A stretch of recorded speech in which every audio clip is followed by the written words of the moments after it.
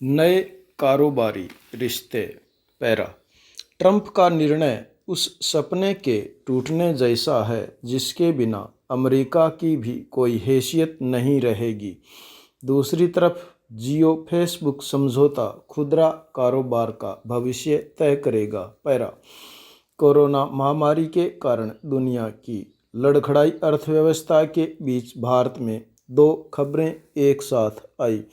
पहली खबर यह कि अमेरिकी राष्ट्रपति ट्रंप अप्रवासी विदेशी नागरिकों की कार्य के आधार पर दिए जाने वाले ग्रीन कार्ड वीज़ा 60 दिनों के लिए स्थगित करने वाले हैं।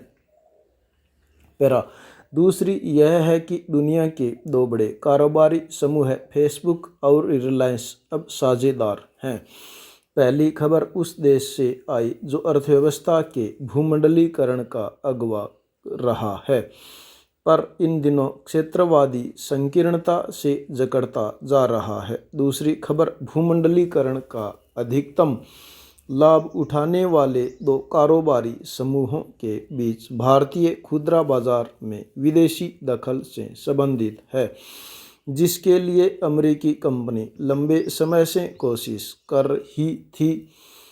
पैरा। फेसबुक ने पहले फ्री इंटरनेट का शिगुफा दिया था, जिसे भारतीय नियामक एजेंसी ने उपभोक्ताओं से भेदभावपूर्ण बताते हुए इनकार कर दिया था। निजता के उल्लंघन का आरोप झेल रही फेसबुक ने अब भारत के विशाल बाजार में पीछे से घुसपैठ का रास्ता निकाल लिया है।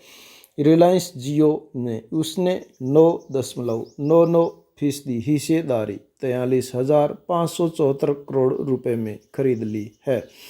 जियो के साथ मिलकर व्हाट्सएप के माध्यम से फेसबुक भारत के खुदरा बाजार में दखल देने के लिए तैयार है। यह खुदरा व्यापारियों के लिए कितना लाभदायक होगा और भारतीयों की निजता को इससे कितना खतरा होगा, इसका विश्लेषण किया जाना बाकी है।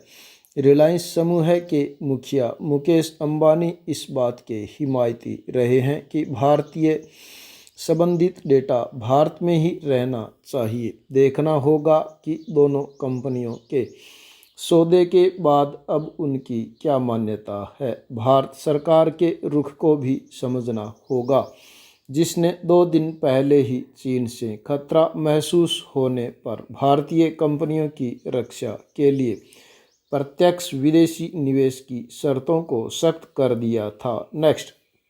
जहां तक अमेरिका द्वारा ग्रीन कार्ड रोके जाने का सवाल है, इसने बड़ी संख्या में भारतीयों का निराशा किया है।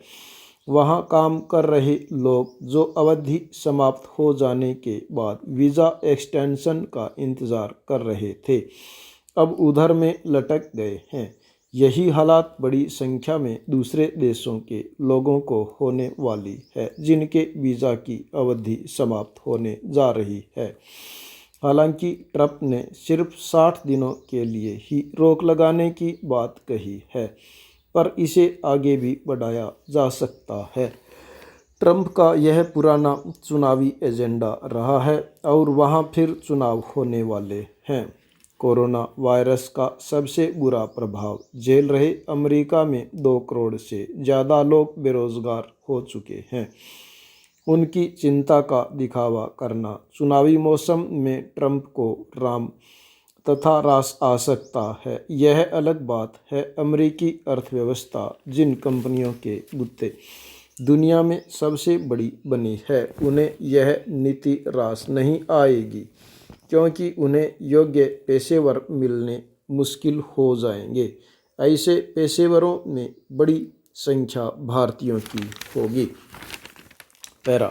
नई दिल्ली। केंद्र सरकार ने अपने कर्मचारियों के महंगाई भत्ते और पेंशन धारकों को महंगाई राहत में हाल ही में की गई बढ़ोतरी की फिलहाल लागू नहीं करने का फैसला किया है। यह रोक अगले साल जून के अंत तक लागू रहेगी। पिछले महीने ही इनमें 4% की बढ़ोतरी हो गई थी। कोरोना से पैदा हुए हालात की वजह से केंद्र सरकार ने यह कदम उठाया है। केंद्र सरकार ने गुरुवार को एक आदेश जारी कर तय किया है कि अभी महंगाई भत्ता और महंगाई दर बड़ी दर से नहीं दी जाएगी। जुलाई 2021 के बाद सरकार आगे का फैसला करेगी, लेकिन इस साल 1 जनवरी से 2021 के 30 जून तक के एरियर का भुगतान नहीं किया जाएगा। सरकार ने यह भी साफ किया है कि ताज़ा बढ़ोतरी से पहले जो दर है उसके आधार पर डीए का भुगतान करना जारी रहेगा। डीए में मार्च में की गई बढ़ोतरी 1 जनवरी से ही लागू होनी थी।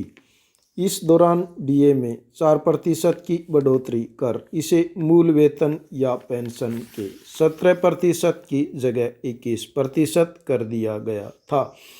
केंद्र सरकार के लगभग 50 लाख कर्मचारी और 65 लाख पेंशन धारकों को यह फैसला प्रभावित करेगा। मौजूदा और अगले वित्त वर्ष में इस बढ़ोतरी से सरकार 37,530 करोड़ रुपए का अतिरिक्त खर्च वहन करना पड़ता है। केरल सरकार ने अपने कर्मचारियों की पगार में हर महीने 6 दिन का वेतन काटने का निर्णय किया है। मई से लेकर सितंबर तक 5 महीनों के लिए यह कटौती लागू रहेगी। इस तरह कर्मचारियों को 5 महीनों में 30 दिन 1 माह की पगार का काटना होगा। राज्य सरकार का यह फैसला सरकारी डॉक्टरों और नर्सों पर भी लागू होगा, जो कोरोना के संकट में आपातकालीन ड्यूटी पर तैनात हैं। मुख्यमंत्री विजयन ने बताया कि 20,000 रुपये महीने से कम की पगार पाने वाले लोगों पर यह फैसला लागू नहीं होगा।